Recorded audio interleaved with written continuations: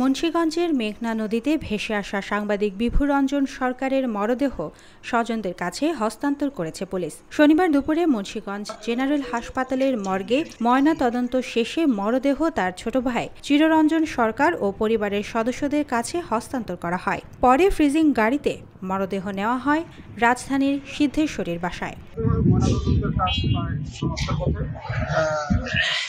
আমরা তার আত্মীয় স্বজনের কাছে হস্তান্তর করব এবং আত্মীয় স্বজনের চিকিৎসকরা জানিয়েছেন মরদেহের বাইরে ও ভেতরে কোনো আঘাতের চিহ্ন নেই। পুলিশের পক্ষ থেকে বলা হয়েছে ঘটনাটি নিয়ে একটি অপমৃত্যু মামলা করা হবে।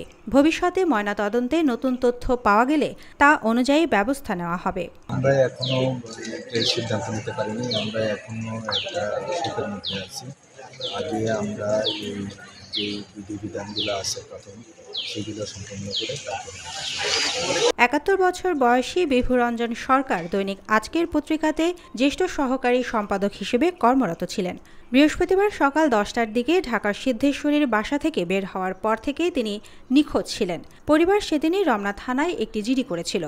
শুক্রবার বিকেলে মুন্সিগঞ্জের গজারিয়ার চর বলাকি এলাকায় মেঘনা নদীতে তার মরদেহ ভেসে ওঠে। স্থানীয়দের খবরের ভিত্তিতে নৌপুলিশ বিকেলে মরদেহ উদ্ধার করে মর্গে পাঠায়। পরিবারের পক্ষ থেকে জানানো হয়েছে, মরদেহ রাজধানীতে নেওয়ার পর শেষকৃত্যের জন্য সবুজবাগের বরদেশ্বরী কালী মন্দির ও শ্মশানে দাহ করা হবে। মামলার বিষয়ে এখনো কোনো সিদ্ধান্ত নেয়নি পরিবার।